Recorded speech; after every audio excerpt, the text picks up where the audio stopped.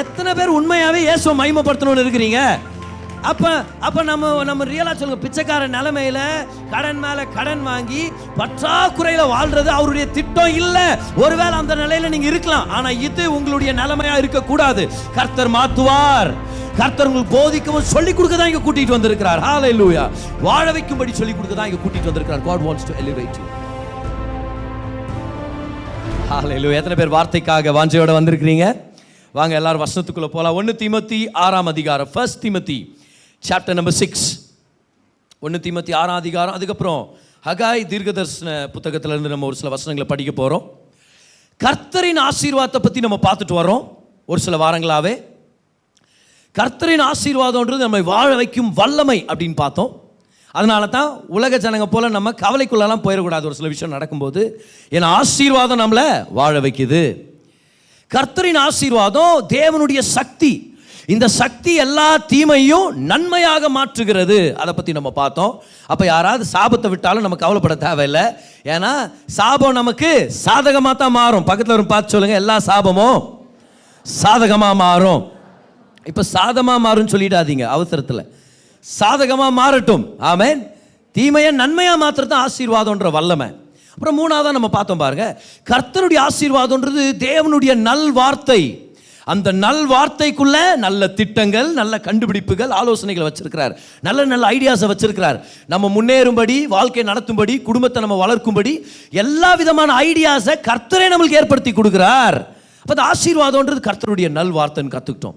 இந்த ஆசீர்வாதத்தை நம்பி வாழும்போது நிறைய நன்மைகள் நடக்குது. அதில் ஒரு நன்மை என்ன தெரியுமா? ஐஸ்வர்யம். இதை பற்றி நிறைய பேர் டச் பண்ண மாட்டாங்க இல்லையா?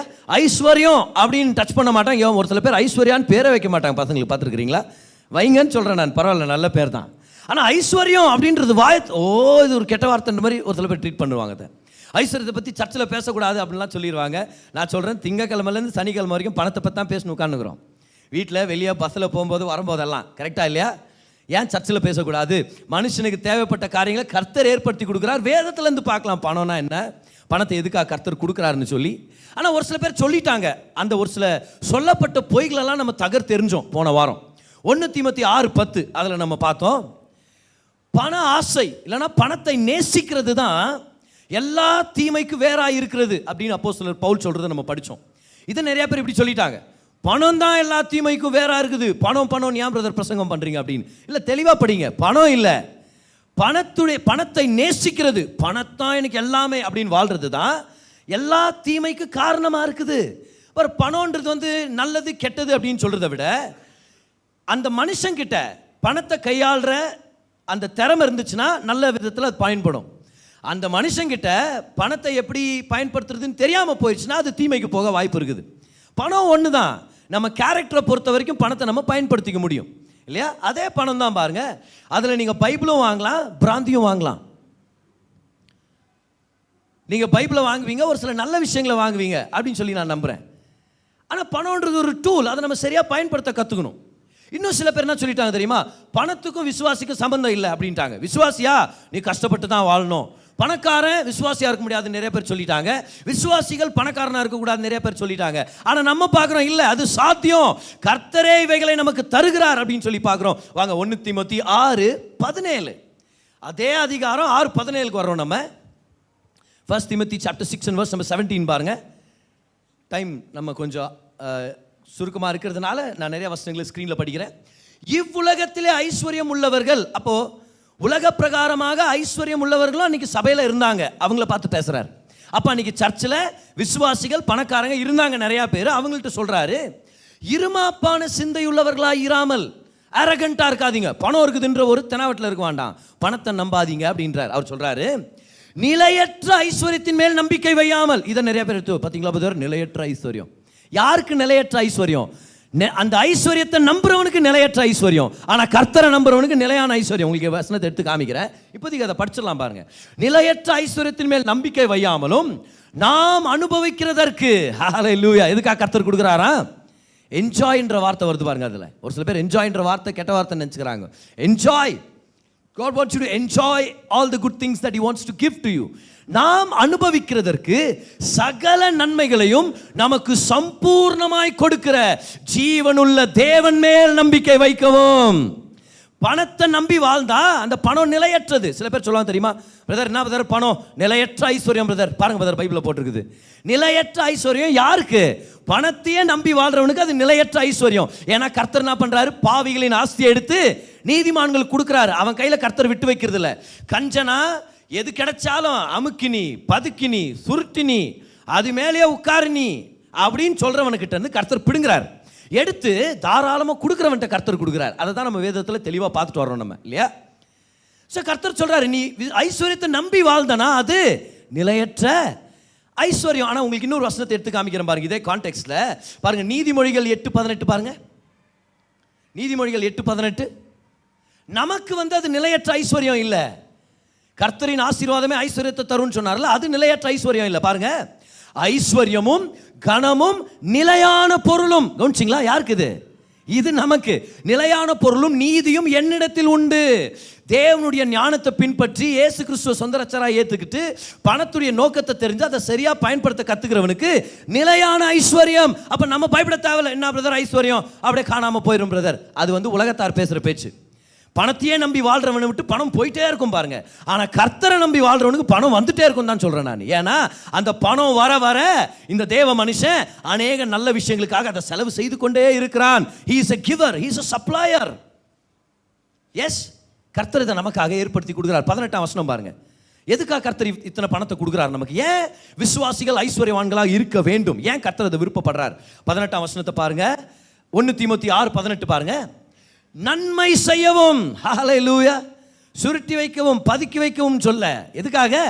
நன்மை செய்யவும் நற்கிரியைகளில் ஐஸ்வர்யவான்களாகவும். நல்ல கிரியைகள் செய்யணும். தாராளமாய் கொடுக்கிறவர்களும் உதார குணம் உள்ளவர்களுமாய் இருக்கவும். அப்ப நம்ம குணமே மாறணும். கொடுக்கிறதுன்றது நம்ம செயலா மட்டும் இருக்கக்கூடாது. கொடுக்கிறது நம்மளுடைய குணமாக மாற வேண்டும். இதுக்காக தான் கர்த்தர் ஒவ்வொரு விசுவாசியும் ஐஸ்வர்யவானா இருக்கணும்னு சொல்லி ஆசைப்படுறாரு. நான் சொல்றேன், வீடுகளை கட்டுங்க, நகைகளை வாங்குங்க, பணத்தை சம்பாதிங்க, பணத்தை எப்படி பெருக செய்யறது, அதை எப்படி பெருக்கிறதுன்னு சொல்லி கற்றுக்கொள்ளுங்க. கர்த்தர் இன்வெஸ்ட்மெண்ட் பிரின்சிபல்ஸை சொல்லி கொடுப்பாரு. கர்த்தர் ஐடியாஸை கொடுப்பாரு. நீங்க ஐஸ்வர்யவான்களா இருந்தா தேவனுடைய ராஜ்யத்துக்கு லாபம். நம்ம எல்லாரும் ஐஸ்வர்யவான்களா மாறணும்னா நிறைய நன்மைகளை நம்ம செய்ய முடியும். அப்போ ஐஸ்வர்யவான்களா இருக்கிறதுக்காகவும் நம்ம நல்ல ஆஸ்திகளை அடைவதற்கு நம்ம வெக்கப்படக்கூடாது, கூச்சப்படக்கூடாது. ஒரு சில பேர் அப்படி சொல்லிட்டு போயிடுவாங்க. அதுக்கு நீங்க பயப்படாதீங்க. வீடு பிரதிஷ்டை அன்னைக்கு ஒருத்தர் கூப்பிட்டு ப்ரேயர் பண்ணுங்கன்னு சொல்லியிருக்கிறார். அவர் இருங்க நான் 2 வார்த்தை பேசுறேன்னு ஆரம்பிச்சு சொல்லியிருக்கிறார். இந்த வீடு உனக்கு தேவையா அப்படின்ட்டார். இந்த வீடு உனக்கு தேவையா? இது ஒரு கல்லின் மேல் இன்னொரு கல் இராது. இதை சொன்னார்ல, எருசலேம் டெம்பிள், அதை வச்சு இதை சொல்லிட்டார். இதெல்லாம் தகர்க்கப்படும். தேவனுடைய ராஜ்யமே நிலையானது. ஏன் இப்படி வீடை கட்டினீங்க? வாங்க எல்லாரும் ஜெபிப்போம். நான் இப்போ என்ன ஜெபம் பண்ணுறது தெரியலையே. அதனால தான் சரியா என்ன பிரசங்கம் பண்ணுறாங்க, என்ன நம்புறாங்கன்னு தெரிஞ்சு நம்ம கூப்பிடணுமா இருக்குது. ஆனால் கர்த்தர் நல்லவர், நம்மளை நல்லா வாழ வைக்கணும்னு விருப்பப்படுறாரு. இன்னும் ஒரு சில பேர் சொல்லுவாங்க தெரியுமா, பிரதர் ஆஸ்திகள் வேண்டாம், சொத்து ஐயோ பணம் வேண்டாம் பிரதர், பணம் நம்மளை நாசப்படுத்திடும். இது கேள்விப்பட்டிருக்கிறீங்களா? ரொம்ப பணம் இருந்தா அவன் மனுஷனே ஒரு மாதிரி ஆயிடுறான் பிரதர் அப்படின்னு. எந்த மனுஷன் ஒரு மாதிரி ஆகிறான்? எல்லாரும் இல்லை. வேதத்தை பாருங்க. நீதிமொழிகள் 1:32 பாருங்க. நீதிமொழிகள் 1:32 பாருங்க. கர்த்தர் சொல்றாரு, மூடரின் நிர்விசாரம் அவர்களை அழிக்கும். இங்கிலீஷ் பைபிள்ல பாருங்க, நம்மளுக்கு வித்தியாசமா கொடுத்துருக்குது பாருங்க இந்த இடத்துல. இங்கிலீஷ் பைபிள்ல the prosperity of fools will destroy them. come on. சில பேர் சொல்லுது, பிரதர் பணம் உனக்கு நிறைய வந்தா உன்னை நாசப்படுத்திடும் பிரதர், நீ ஏன் பணத்தை பத்தி பிரசங்கம் பண்ற? நான் சொல்றேன், அது எனக்கு இல்லை, மூடனுக்கு தான் அது நாசத்தை கொண்டு வரும். ஆனா கர்த்தருடைய திட்டங்களை அறிந்த ஞானிக்கு அது நடக்க வாய்ப்பு இல்லை. எத்தனை பேருக்கு தேவன் யாருன்னு தெரியும்? கமான். எத்தனை பேருக்கு தேவனுடைய நோக்கங்களை அறிந்து கொள்ற ஒரு உள்ளம் இருக்குது? எத்தனை பேர் பணத்துடைய நோக்கத்தை அறிந்து வச்சிருக்கிறீங்க? உங்களை பார்த்து கர்த்தர் சொல்றாரு, prosperity will not destroy you, it will only destroy the fool. ஐயோ எனக்கு ப்ராஸ்பரிட்டி வேண்டாம், நான் நாசமா போயிடுவேன் அப்படின்னு யாராவது ஜெபம் பண்ணாங்கன்னா they are a fool. அவங்க மூடனா தான் ஜெபம் பண்ணிட்டு இருக்காங்க. கர்த்தர் நம்மளை பார்த்து சொல்றாரு, அப்படி இல்லை. இன்னும் ஒரு சில பேர் கேட்கறாங்க, பிரதர் அப்படின்னா யாக்கோபு 1:5 அதிகாரத்தில் என்ன பிரதர் போட்டிருக்குது? அவர் திட்டுறாரே பணக்காரங்களே. சரி பார்க்கலாம், என்ன திட்டுறாருன்னு பார்க்கலாமா? வாங்க ஜேம்ஸ் சாப்டர் 5. ஏன்னா இந்த வசனங்களை பற்றி நமக்கு ஒரு தெளிவு வேணும். இல்லைன்னா நம்ம ஈஸியாக ஃபெய்த்தை விட்டு கொடுத்துருவோம். நம்ம பணக்காரனாக இருக்கக்கூடாது, பரலோகத்தில் தான் நம்மளுக்கு அங்கே எல்லாருக்கும் மாளிகை உண்டு, ஏழைக்கும் மாளிகை உண்டு, அதனால் இங்கே ஏழையாக வாழ்ந்தா தான் அங்கே மாளிகை, இப்படி சொல்லி விட்டுருவாங்க. பைபிளில் பார்க்கலாம் ஆண்டவர் என்ன அர்த்தத்தில் சொல்கிறாரு பாருங்க. யாக்கோபு 5ஆம் அதிகாரம் முதல் 3 வசனங்களை படிக்கலாம் பாருங்க. ஐஸ்வர்யவான்களே கேளுங்கள், உங்கள் மேல் வரும் நிர்பந்தங்களின் நிமித்தம் அலறி அழுங்கள். நான் பிரதர் இப்படி பேசுறாரு, அப்போஸ்தலரா இப்படி பேசுறாரு. அப்போ வானா பிரதர் ஐஸ்வர்யம் தோணுதா இல்லையா நமக்கு? ஏன் அப்படி சொன்னார் பாருங்க. 2ஆம் வசனத்தை பாருங்க. உங்கள் ஐஸ்வர்யம் அழிந்து உங்கள் வஸ்திரங்கள் பொட்டரித்து போயின. உங்கள் வஸ்திரம்லாம் ஒன்றும் இல்லாமல் போயிடும், என்ன ஐஸ்வர்யம் அப்படின்னு கேட்குறாரு. 3ஆவது வசனம் ஏன் அப்படி கேட்டார் தெரியுமா? அவர் சொல்கிறார் பாருங்க 3ஆவது வசனத்தில், உங்கள் பொன்னும் வெள்ளியும் துருப்பிடித்தது, அவைகளில் உள்ள துரு உங்களுக்கு விரோதமாய் சாட்சி சொல்லுகிறது. அப்படின்னா நமக்கு இருக்கிற சொத்து அதை சரியாக பயன்படுத்தலைன்னா அதே சாட்சி கொடுக்குதான். அந்த துரு வந்து சாட்சி கொடுக்குதான். என்ன சாட்சி கொடுக்குது பாருங்க. அக்கினியை போல உங்கள் மாம்சத்தை தின்னும் கடைசி நாட்களிலே பொக்கிஷத்தை சேர்த்தீர்கள். தமிழ் இங்கிலீஷ் பைபிளில் பாருங்க. They stored up treasure for themselves. எல்லாம் சொல்லுங்க பார்க்கலாம், themselves. அப்படின்னா இவங்கெல்லாம் யாரு? கொடுத்து தாராளமாக இருக்கிற ஜனங்கள். இவங்கெல்லாம் யாரு? அமுக்கினிகள். இவங்கெல்லாம் யாரு? பதுக்கினிகள். இவங்க என்னது? வர்றதெல்லாம் எடுத்து யாருக்கும் கொடுக்காத, கர்த்தருக்கு கொடுக்காத, ஜனங்களுக்கு கொடுக்காத, கொடுத்துட்டா நம்ம என்ன ஆகுறது? நம்ம கெதி என்ன ஆகுறது? இது தான் நம்மளுக்கு எல்லாமே. அமுக்கி நீ சேர்த்து வை, பதுக்கி நீ அப்படி மூட்டை கட்டி வை, மூட்டை மேலே நீ உட்காந்துக்க அப்படின்னு சொல்றாங்க தெரியுமா? அப்பேற்பட்ட ஜனங்களை பார்த்து யாக்கோபு சொல்றாரு, நீ சேர்த்து வச்சதெல்லாம் துருப்பிடிச்சு உனக்கு விரோதமா சாட்சி கொடுத்துட்டு இருக்குது. உன்னுடைய ஐஸ்வர்யங்கள் ஒண்ணு இல்லாம போயிடும். ஆனா நமக்கு அப்படி இல்லை. கமான், சத்தமா ராமேன்னு சொல்லுங்க. எல்லாரும் கை உயர்த்துங்க பார்க்கலாம். நான் ஐஸ்வர்யவான் ஆகிறது, சத்தமா சொல்லுங்க பார்க்கலாம், தாராளமாய் கொடுப்பதற்கு, ராஜ்யத்தை கட்டுவதற்கு, அநேகருக்கு ஆசீர்வாதமாய் இருக்கும்படி. இப்ப நல்ல கரங்களை தட்டி கர்த்தருக்கு நன்றி செலுத்துங்க. ஐஸ்வர்யம் நம்மை நாசப்படுத்தாது. அமுக்கினிகளை நாசப்படுத்தும், பதுக்கினிகளை நாசப்படுத்தும். ஆனா தாராளமாக கொடுக்குறவங்களுக்கு ஐஸ்வர்யம் இன்னும் வந்து சேர்ந்துட்டே தான் இருக்கும். அதை பற்றி தான் இன்னும் நான் தொடர்ந்து நம்ம பார்க்க போறோம். இன்னைக்கு ஒரு முக்கியமான ஒரு விஷயத்தை நம்ம கற்றுக்கலாம் ஐஸ்வர்யங்களை பற்றி. சரியா? வாங்க எல்லாருமே ஹகாய் தீர்க்கதரிசி புத்தகம் 1ஆம் அதிகாரம் அதோடைய 6ஆம் 7ஆம் வசனத்தை முதல்ல நான் படிச்சிடறேன். ஹகாய், திருப்பிங்க பார்க்கலாம் உங்கள் வேதத்தை. ஹகாய்க்கு இந்த ஹகாய் புத்தகத்துக்கு நீங்கள் வர்றதுக்குள்ள சகோதரி மீனா வந்து ஒரு பாடலை பாடுவார்கள் இந்த நேரத்தில் அப்படின்ற. ஏன்னா எங்கே பதர் அது போங்க பதர், யார் ஒருத்தர் சொல்லார் பதர், இந்த இந்த இந்த ஹகாய் தீர்க்கதரிசிங்கெல்லாம் ஒற்றுமையாக இருக்கிறாங்க பதர், ஒன்றா ஒட்டிக்கிறாங்க பதர். அவங்க ஒற்றுமையாக இல்லை, நீங்கள் தான் பைபிள் அந்த வசனங்களை படிக்காமல் போயிட்டீங்க. சரி, இப்போ ஹகாய்க்கு வாங்க. வந்துட்டீங்கன்னா ஒரு ஆமென் சொல்லுங்க பார்க்கலாம். மிச்ச பேர் பாருங்க, மிச்ச பேர் அவமானப்படுத்துறதுக்குன்னு சத்தமாக சொன்னீங்களா என்ன? கிருபையாருங்க. ஓகே, ஹகாய் எடுத்துட்டீங்களா? எஸ், வந்துடுவீங்க. இந்த சர்வீஸ் முடிவுக்குள்ளே வந்துடுவீங்க, ஏசு வர்றதுக்குள்ளே வந்துடுவீங்க, கவலைப்படாதீங்க. ஹகாய் சாப்டர் 1 verse number 6 to 7 பாருங்க. 6ஆம் வசனமும் 7ஆம் வசனத்தை படிக்கிறேன். இந்த நிலைமை உங்களுடைய நிலைமையாக இருந்துச்சுன்னா இன்னைக்கு ஒரு தெளிவு நம்ம பெற்றுக்கொள்ள போகிறோம். நீங்கள் திரளாய் விதைத்தும் கொஞ்சமாய் அறுத்து கொண்டு வருகிறீர்கள். இந்த விதைப்பும் அறுப்புன்றது வெறும் பணத்தை பற்றி இல்லை, அவங்களுடைய அந்த விவசாய கலாச்சாரத்தை இவர் கான்டெக்ஸ்டில் பேசுகிறார். அப்படின்னா அவங்கள பொறுத்த வரைக்கும் வேலைனாலே அன்னைக்கு இருந்த மெயின் வேலை என்னது? அக்ரிகல்ச்சரில் விவசாயம் தான். அதனால சொல்ல, நீ அதிகமாக வேலை செஞ்சு சம்பளத்தை கம்மியாக எடுத்துகிட்டு வர்றேன்றார். அடுத்தது பாருங்க. நீங்கள் புசித்தும் திருப்தியாகவில்லை, குடித்தும் பரிபூர்ணம் அடையவில்லை, நீங்கள் வஸ்திரம் உடுத்தியும் ஒருவனுக்கும் குளிர் விடவில்லை. நல்லா துணி போட்டுக்கிற, ஆனால் குளிரில் இன்னும் நடுங்கின்னு தான் இருக்கிற.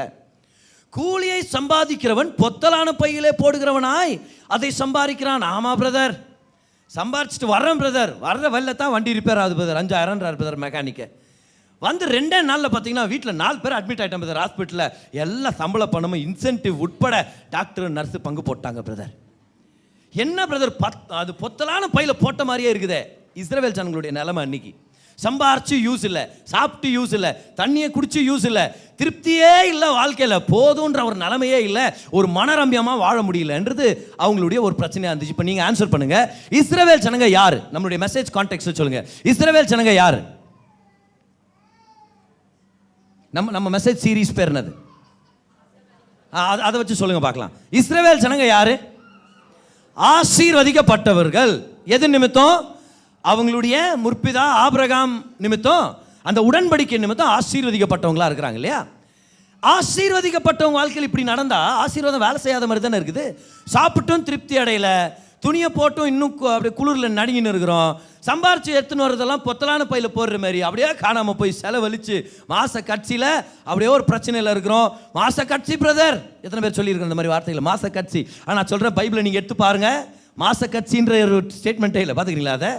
ஆபிரகாம் சொன்னார், ஆண்டவரே மாச கட்சி, ஆண்டவரே 2 ஆடுகளை அனுப்பி. ஒரு வார்த்தை இல்லை பாருங்க, மாச கட்சியெல்லாம் ஒண்ணுமே இல்லை. சதா காலம் ஆபிரகாமுடைய ஆசீர்வாதம் சதா காலம் நம்ம மேல இருக்குது.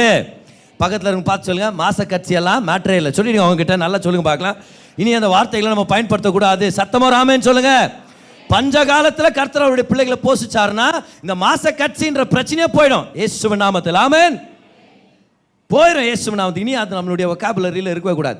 இனி மாச கட்சி பிரதர் என்ன பண்ணுறது? சில பேர் அதை ஞாபகம் வச்சுக்கிறது. யாராவது கடன் கேட்டாங்களே, என்ன பிரதர் பண்ணுறது? மாச கட்சி இல்லை, மாச கட்சியோ ஆரம்பமோ கர்த்தரின் ஆசீர்வாதம் சதா காலம் வேலை செய்யுது. ஆனால் அந்த வசனத்தை படிக்கும்போது என்ன தோணுது? ஆசீர்வதிக்கப்பட்ட ஜனங்க தானே, ஏன் இது வேலை செய்யல ஆசீர்வாதம்? இஸ்ரவேல் ஜனங்க ஆபிரகாமுக்கு உண்டான ஆசீர்வாதத்தை அனுபவிக்கிறவர்கள் தானே. அப்போ அவருக்கு ஏன் இது நடக்கல? இப்போ கர்த்தர் பேசுறாரு பாருங்க, 7ஆம் வசனம். உன் வழிகளை சிந்தித்து பாருங்கள், உங்கள் வழிகளை சிந்தித்து பாருங்கள். அப்படின்னா அர்த்தம், என்கிட்ட வந்து என்ன நோண்டின்னு இருக்காத. என்ன ஆண்டவரே செய்கிறீர்? உமக்கு கண் இல்லையா, மூக்கு இல்லையா, நாக்கு இல்லையா? ஏன் எனக்கு இதை செய்யவில்லை? என் ஜெபத்தை கேட்கிறீரோ மாட்டீரோ? பேசும் ஆண்டவரே, பேசும் ஆண்டவர், என்ன ஏன் வந்து நோண்டின்கிற? உன் வழிகளை சிந்தித்து பார். நான் உண்மையானவர், என் வார்த்தை உண்மையான வார்த்தை. பிரச்சனை என்கிட்ட இல்லை. என்ன பிரச்சனைன்னு உட்காந்து யோசின்றார். இங்கிலீஷ்ல பாருங்க, கன்சிடர்னு இருக்கும். கன்சிடர்னா என்ன அர்த்தம்? உட்காந்து யோசி. ஏன் யோசிக்க சொல்றாரு? ஏன்னா ஒரு வழி இருக்குது, ஒரு தீர்வு இருக்குது. ஒருவேளை நீங்க இந்த நிலையில வந்திருக்கீங்களா, உங்களுக்கு ஒரு தீர்வு இருக்குது பாருங்க, நல்லா கவனிங்க. உங்கள் வழிகளை சிந்தித்து பாருங்கள் என்று சேனைகளின் கர்த்தர் சொல்லுகிறார். இப்ப கண்டுபிடிச்சிடலாமா என்ன பிரச்சனைன்ட்டு? எப்படி இப்பேற்பட்ட ஆசீர்வாதத்தை உடைய மக்கள் சம்பாரிச்சு போதுமா இல்லை, சாப்பிட்டு திருப்தி இல்லை, போங்க பிரதர் என்ன வாழ்க்கை பிரதர், இது ஆசீர்வாதமே வேலை செய்யாத மாதிரி இருக்குதுன்றாங்க இல்லையா? என்ன பிரச்சனை இவங்களுடையது? இப்போ வாங்க 1ஆம் வசனத்திலிருந்து படிச்சிடலாம். நம்ம எப்பவுமே கான்டெக்ஸ்ட்ல தான் நம்மளுக்கு பதில் இருக்குது இல்லையா? 1ஆம் வசனம் ஹகாய் சாப்டர் 1 and verse number 1 பாருங்க. ராஜாவாகிய தரியு அரசாண்ட 2ஆம் வருஷம் 6ஆம் மாதம் 1ஆம் தேதியிலே கர்த்தருடைய வார்த்தை ஆகாய் என்னும் தீர்க்கதரிசியின் மூலமாய் செயல்தியாலின் குமாரனாகிய செருபாபேல் என்னும் யூதாவின் தலைவனுக்கும், 2ஆம் வசனத்துக்கு போயிடலாம் வாங்க. 2 கண்டு யோத்சதாக்கின் குமாரனாகிய யோசுவா என்னும் பிரதான ஆசாரியனுக்கும் உண்டாகி அவர் சொன்னது என்னவென்றால், கான்டெக்ஸ்ட் பாருங்க, நான் இந்த ஜனங்கள் கர்த்தருடைய ஆலயத்தை கட்டுகிறதற்கு ஏற்ற காலம் இன்னும் வரவில்லை என்கிறார்கள் என்று சேனைகளின் கர்த்தர் சொல்லுகிறார். இந்த ஜனங்க சொல்றாங்க, இன்னும் ஆண்டவருடைய சர்ச்சை கட்டுறதுக்கு டைம் வரல அப்படின்னு சொல்றாங்க. ஸ்டாப் பண்ணலாமா? உங்களுக்கு கான்டெக்ஸ்ட் நான் எக்ஸ்பிளைன் பண்ணிடுறேன் பாருங்க. நல்லா கவனிங்க. கான்டெக்ஸ்ட் எக்ஸ்பிளைன் பண்ணிடுறேன் உங்களுக்கு. இஸ்ரவேல் ஜனங்க கர்த்தருக்கு விரோதமாக நிறைய செயல்களை செஞ்சு நிலத்துக்கு இளைப்பாறுதல் தராததுனால பாபிலோன்ல இருந்து ஒரு ராஜா வர்றார், நெபுக்கத்நேசர். ஓகே, நல்லா இருக்குது பேரு. என் பிள்ளைக்கு அத்தான் பேர் வைக்கிறேன்னு எழுதிக்காதீங்க. நேசர்னு வருது பதர், நல்லவர் தானே. இவர் கெட்டவர், இவர் சரியா? நெபுக்கத்நேசர்ன்றவர். இவர் வந்து இஸ்ரவேல் ஜனங்களை குறிப்பிட்ட வகையில் சொன்னால் யூதா ஜனங்கள் எல்லாத்தையும் சிறப்பிடிச்சிட்டு போய் பாபிலோனுக்கு கூட்டிகிட்டு போய் நிறையா பேரை ஒரு பழைக்கிறதுக்கு வழி இல்லாமல் விட்டுட்டு போயிடுறார். அப்போ தேவாலயத்தை இடித்து அதை தரமட்டமாக்கி அதில் இருக்கிற விலை உயர்ந்த பொருட்கள் எல்லாத்தையும் இவர் திருடிட்டு போயிடுறார், சூறையாடிட்டு போயிடுறார். இப்படி நடந்து 70 வருஷம் ஆயிடுச்சு. 70 வருஷம் ஆன உடனே கர்த்தர் அவருடைய ஜனங்களுடைய ஜெபங்களை கேட்டு, தானியேலுடைய ஜெபத்தெல்லாம் கேட்டு 70 வருஷத்துக்கு அப்புறம் கர்த்தர் அவங்க மேலே கிருபையாக இருக்கிறார். அப்போ ராஜாவாக இருந்தவர் யார்? கோரேஸ் அப்படின்ற ராஜா. அந்த ராஜா பேர் என்னது? இப்போ கோரேஸின் பேர் வச்சுக்கிறாங்களே பதர், இவர் நல்லா பாடுவாரா அப்படின்னு நீங்கள் கேட்கக்கூடாது. நேரில் பார்த்தீங்கன்னா கேட்டுங்க. சைரஸ் இங்கிலீஷில் அப்படி இருக்கும். இந்த கோரேஸ்ன்ற ராஜா என்ன பண்ணுறாரு?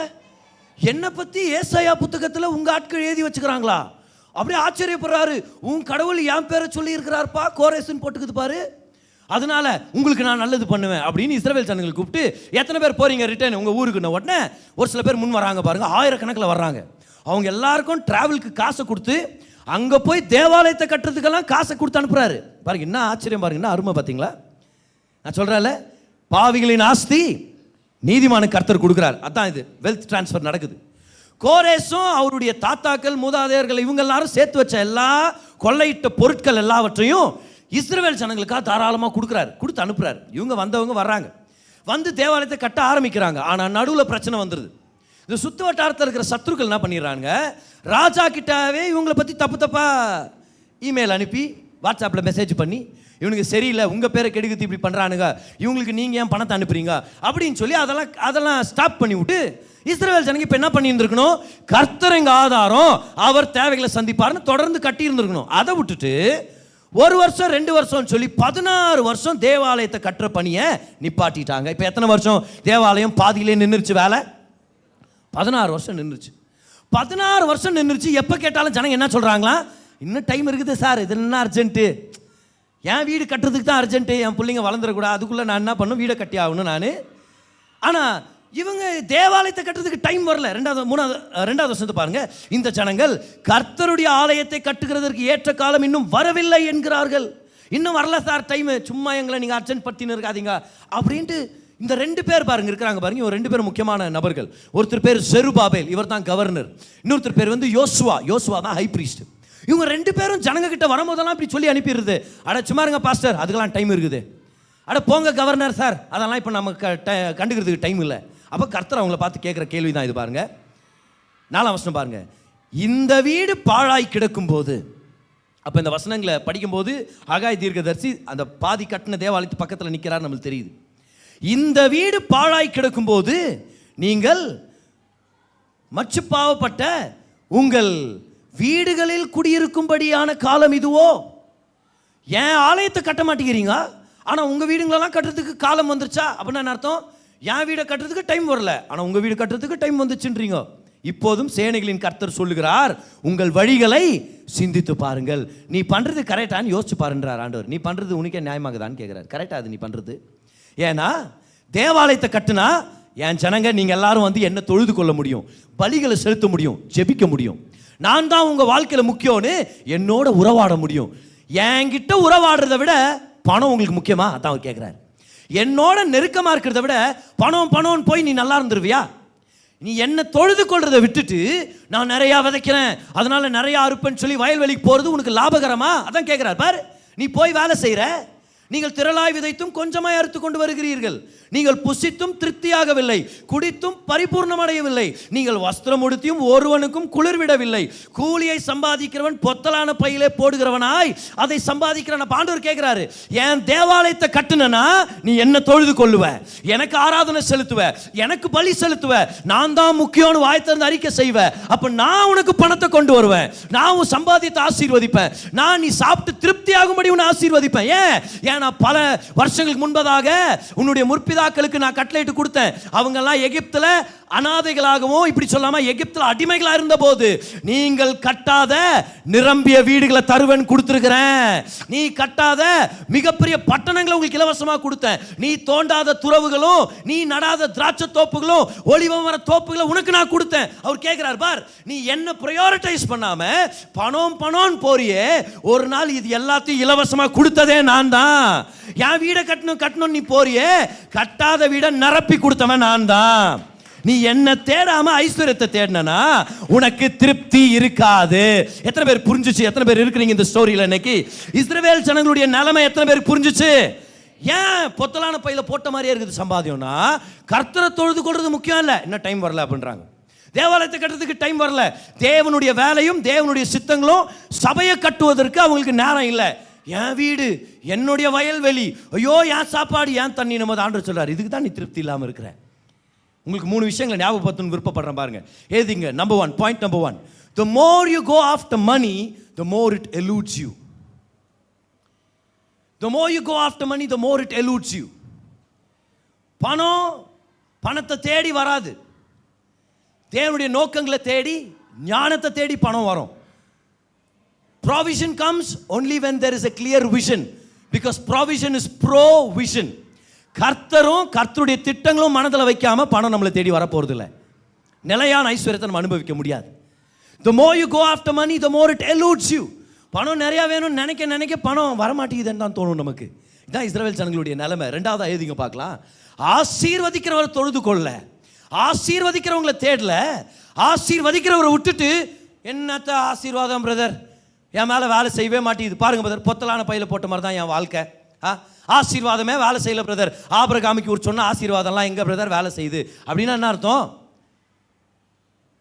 கடிகாரத்தை வாங்கிட்டீங்க, ஆனால் பின்னாடி பேட்டரியை போடலன்னு வச்சுக்கவேன், ஓடுமா? அது உருட்டி விட்டா ஓடும், அப்படி கடிகாரம் ஓடாது. ஏன்னா பேட்டரி வேணுமா? ஆண்டவர் சொல்றாரு, ஆசீர்வதிக்கிறவர் நான், என்னை விட்டுட்டு ஆசீர்வாதம் ஏன் வேலை செய்ய மாட்டேங்குது? ஆண்டவர் சொல்வார், எப்படி வேலை செய்யும்? எப்படி வேலை செய்யும்? நான் தான் ஆசீர்வாதத்தை கொடுக்கிறவர். எழுதிங்க, 2வது பாயிண்ட் எழுதிங்க பார்க்கலாம். வித்தவுட் த பிளெஸர், அது ஒரு புது இங்கிலீஷ் வார்த்தை, சரியா? நமக்காக நம்ம அதை கண்டுபிடிச்சுக்கிறோம்.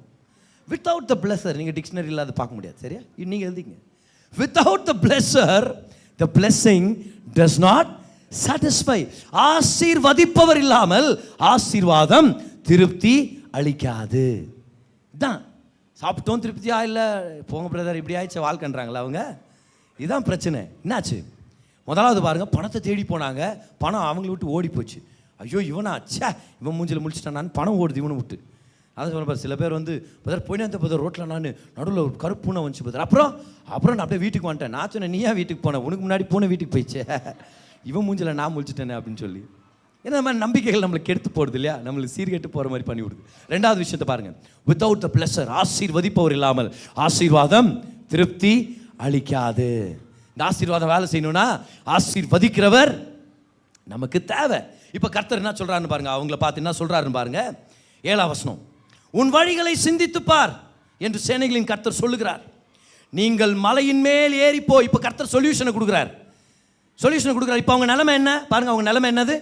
சம்பாரிச்சும் பத்தல இல்லையா, சாப்பிட்டும் பத்தல, எதுவுமே போதுமான மாதிரி இருக்க மாட்டேங்குது. அப்படின்னா குறைபாடுகள் நிறையா இருக்குது அவங்க வாழ்க்கையில்.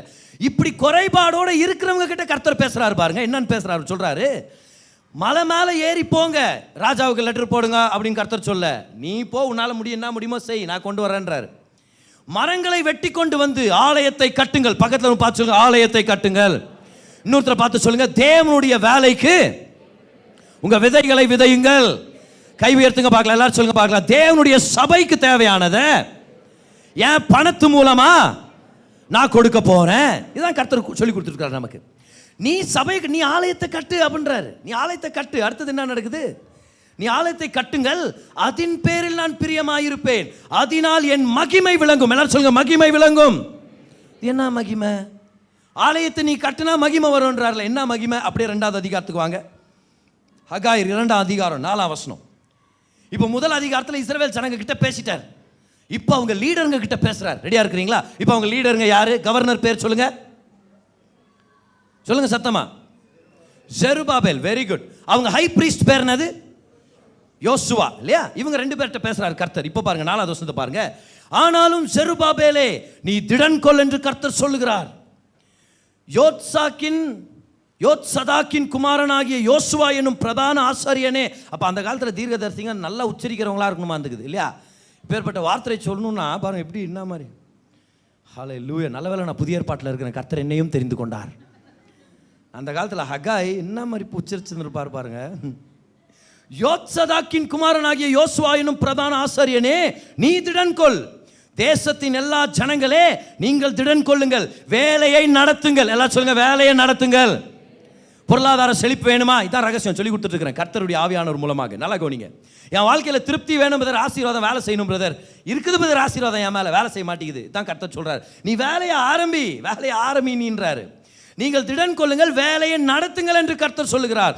நான் உங்களுடனே இருக்கிறேன் என்று சேனைகளின் கர்த்தர் சொல்லுகிறார். நீங்கள் எகிப்திலிருந்து புறப்படுகிற போது நான் உங்களோட உடன்படிக்கை பண்ணின வார்த்தையின்படியே என் ஆவியானவரும் உங்கள் நடுவில் நிலை கொண்டிருப்பார். பயப்படாதீங்கள். சேனைகளின் கர்த்தர் சொல்லுகிறார், கொஞ்ச காலத்துக்குள்ளே இன்னும் ஒரு தரம் நான் வானத்தையும் பூமியும் சமுத்திரத்தையும் வெட்டாந்தரத்தையும் அசைய பண்ணுவேன். ஏன் அசைய பண்ணுகிறார் பாருங்க, 7ஆம் வசனத்தை பாருங்க. சகல ஜாதிகளையும் அசைய பண்ணுவேன். ஏன்னா பாவியின் ஆஸ்தி நீதிமானுக்கு வரணும்னா என்ன அர்த்தம்? கர்த்தர் அசைக்கணும். கொஞ்சம் அசைஞ்சா என்ன பண்றது? அங்க இருக்கிற ஆஸ்தியெல்லாம் இங்க வரும். எத்தனை பேர் ரெடியா இருக்கிறீங்க இந்த வெளிப்பாடுக்காக? இப்ப கர்த்தர் என்ன சொன்னாரு? நீ வேலையை ஆரம்பி, நான் மகிமையை காமிக்கிறேன். சும்மா கையில் காசு இல்லை, அட எப்படி பிரதர் சபையை கட்டுறது இப்படிலாம் நினைக்காத. நீ வேலையை ஆரம்பி, நான் மகிமையை காமிக்கிறேன். அது என்ன மகிமைன்னு தான் பார்த்துனுக்குறோம். இப்போ என்ன மகிமை சொல்றாரு? நீ வேலையை செய்ய இறங்கிட்டனா நான் ஷேக் பண்ண போறேன், ஹெவன்ஸை ஷேக் பண்ண போறேன், பூலோகத்தையும் கடல்களையும் வனாந்தரத்தையும் ஷேக் பண்ண போறேன், ஜாதிகளை ஷேக் பண்ண போறேன். எதுக்காக? இந்த ஆலயத்தை மகிமையினால் நிறைய பண்ணுவேன் என்று சேனைகளின் கர்த்தர் சொல்லுகிறார். ரெடியா இருக்கிறீங்களா? 8ஆம் வசனத்தை எல்லாரும் சத்தமா படிங்க, ஸ்கிரீன்ல இருந்து படிங்க. என்ன மகிமை அது? பிரதர் தங்கம் வேணும் பிரதர், வெள்ளி வேணும் பிரதர். எப்படி பிரதர் வரும்? கர்த்தர் சொல்றாரு, நீ மலை மேல போய் மரங்களை வெட்டி கொண்டு வா. பிரதர் என்கிட்ட தங்கம் இல்லை பிரதர், மரம் இருக்குதுல்ல, மரத்தை வெட்டிட்டு வான்றார். பிரதர் என்கிட்ட வெள்ளி இல்லை. அட உங்க வீட்டு பக்கத்தில் மலையில் இருக்குது, உங்க சொத்து, அதில் மரங்கள் இருக்குது, நீ அதை கொண்டு வா, பலகையை கொண்டு வா. உன்னால கொண்டு வர முடியாததை நான் கொண்டு வர்றேன். எல்லாரும் படிங்க சத்தமா. நீ ஆலயத்தின் வேலையை ஆரம்பிச்சனா, மரத்தை நீ கொண்டு வந்தனா, சத்தமா சொல்லுங்க. வெள்ளியும் என்னுடையது, பொன்னும் என்னுடையது என்று சேனைகளின் கர்த்தர் சொல்லுகிறார். என்ன சொல்ல வர்றாரு? வெள்ளியும் என்னது, பொன்னும் என்னுடையது. நீ மரத்தை வெட்டி செய்ய வேண்டியதை செய்யு. வெள்ளியையும் பொன்னையும் எப்படி கொண்டு வரணும் எனக்கு தெரியும். கம் ஆன், யாராவது சத்தமா ஒரு ஆமென் சொல்லுங்க, இல்ல கரங்களை தட்டி ஒரு நன்றி செலுத்துங்க. The key to financial prosperity is this: when you prioritize God's work and the ministry of the church. எல்லாம் எழுதிங்க பார்க்கலாம். மூன்றாவது புள்ளி விவரம். See, write this down. The blessing flows when you prioritize God's work and His church. இது ஒரு principal பாருங்க, இது ஒரு கோட்பாடு. கர்த்தர் இதை மதிக்கிறார், கர்த்தர் இதை ஏற்படுத்தி இருக்கிறார். அதனால தான் ஆஃபரிங் டைம் வரும்போது நம்ம சந்தோஷப்படுறோம். அதனால தான் ஆஃபரிங் கொடுக்கறதுக்கு முன்னாடி பாஸ்டர் பிரசாத் இங்கே உங்கள் முன்னாடி வந்து நிற்கும் போது அவர் சொல்கிறார், கரங்களை தட்டி கர்த்தருக்கு நன்றி செலுத்தலான்றார். இப்போ ஏன்னா தசம பாகமும் காணிக்கையும் கொடுக்கறது நிச்சயமா தேவ ராஜ்யத்துக்கும் சபைக்கு பயனுள்ளதாக இருக்குது, எந்த சந்தேகமும் இல்லை. ஆக்சுவலாக என்ன வழி? வெள்ளியையும் பொன்னையும் நமக்கு கொண்டு வர்ற வழியாக இருக்குது. காணிக்கைகளும் தசம பாகங்களும் கர்த்தருடைய செழிப்புக்கு நம்மை நிலைப்படுத்துகிறது. See, tithe and offering will position you for God's financial blessings. அப்போ இது புடுங்குற நேரம் இல்லை, இது ஐஸ்வர்யத்துக்காக நிலைப்படுகிற நேரம். எல்லாரும் சொல்லுங்க, ஆஃபரிங் டைம். சத்தமா சொல்லுங்க, offering time is positioning time. சொன்னீங்களா? அது பொசிஷன் அப்படின்னு நீங்கள் கொஞ்சம் பேர், அதனால நான் தமிழில் ட்ரை பண்ணுறேன் இப்போ. ஓகே, எல்லாம் சொல்லுங்க, காணிக்கை நேரம் செழிப்புக்காக என்னை நிலைப்படுத்தி கொள்ளுகிற நேரம். You position your self. அது காசு பிடுங்குற நேரம் இல்லை. வண்டாரா பிரதர் இப்போ கேட்க வர பாருக்கா, அது காசு பிடுங்குற நேரம் இல்லை, அப்படி பார்க்காதீங்க. அவர் நான் பிரசாத் பிரதர் இப்போ கைத்தட்டுன்னு வருவார். என்னது கைத்தட்டு சொல்கிறாரு தெரியுமா? ஏன்னா அது சந்தோஷமான நேரம், அறுவடையை பார்க்கறதுக்கான ஒரு ஆப்பர்ச்சுனிட்டி, செழிப்புக்காக பொசிஷன் ஆகிற நேரம். அதனால தான் சொல்கிறேன், அடுத்த தடவை அவர் சொல்ல போகிறது இல்லை கைத்தட்டுங்கன்னு, நீங்களே கைத்தட்ட போகிறீங்க. இப்போ நான் தான் பிரசாத் பிரதர், ரெடியாக இருக்கிறீங்களா?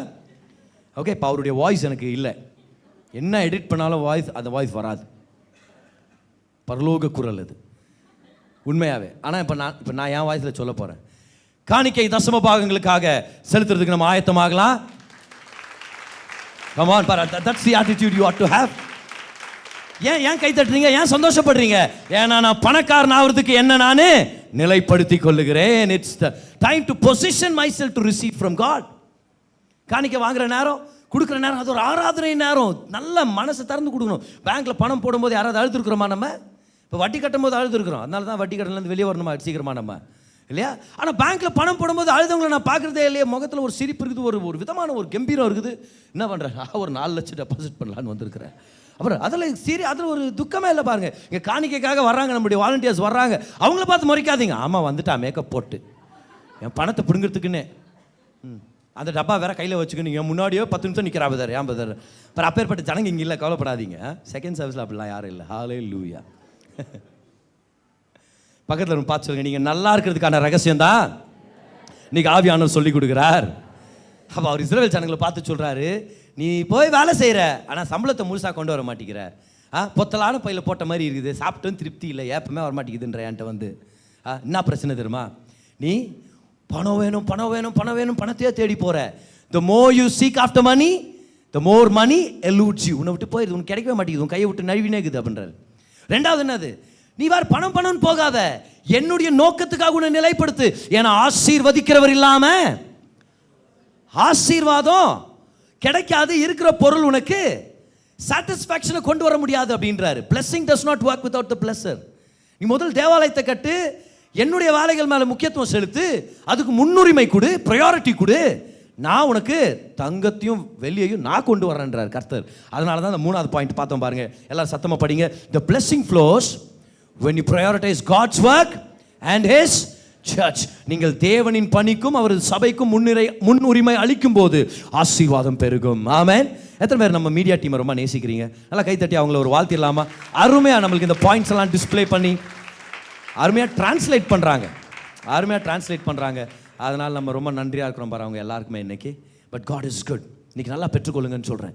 இது ஒரு மிகப்பெரிய ரகசியன்றதை உங்களுக்கு நான் வெளிப்படுத்திட்டு இருக்கிறேன். அருமையான ஒரு டெஸ்ட்மனி இருக்குது பாருங்கள். நம்ம சபையை சேர்ந்த பிரதர் சாம் தினேஷுடைய டெஸ்ட்மனி. அவங்க சொல்கிறாரு பாருங்க, அவர் டெஸ்டிமனிஸ் ஆக்சுவலாக நிறையா இருக்குது, ஆனால் ஒரு சில டெஸ்டிமனி சொல்கிறேன். 2024 டைதிங் பற்றி பிரசங்கம் பண்ணியிருக்கிறேன். 2023 2024 அவர் சொல்கிறார், after listening to the tithe series I made a decision to give tithe and glorify God. So faith seed Sunday December 29 faith seed சண்டேக்கு அப்புறம் அவர் சொல்கிறார், டிசம்பர் 29 என் மேனேஜர் எனக்கு கால் பண்ணி சொல்கிறாரு, Dinesh we have decided to increase your salary by 7%. So முதல் increment, அது 7% increment. நான் இது எதிர்பார்க்கவே இல்லை. மார்ச்சில் நடக்க வேண்டிய அப்ரைசல் எனக்காக டிசம்பர்லேயே இவங்க ஒரு ஹைக் கொடுக்குறாங்கன்னா ஆச்சரியமான விஷயம் இல்லையா? மார்ச்சில் தான் செய்கிறாங்க, அதை எனக்கு மட்டும் டிசம்பரில் வருதுன்ற எனக்கு சந்தோஷமாக இருக்குது. கர்த்தர் தசம பாகத்து மூலமாக நன்மைகளை செய்கிறாருன்றார். இப்போ தொடர்ந்து பாருங்கள், டெஸ்ட் பண்ணி தொடருது. அப்புறம் சொல்கிறாரு, yet another miracle happened with me அப்படின்றார். அடுத்தது எங்கன்னா நல்லா கவனிங்க, in March 2024 I have received another yearly hike as well.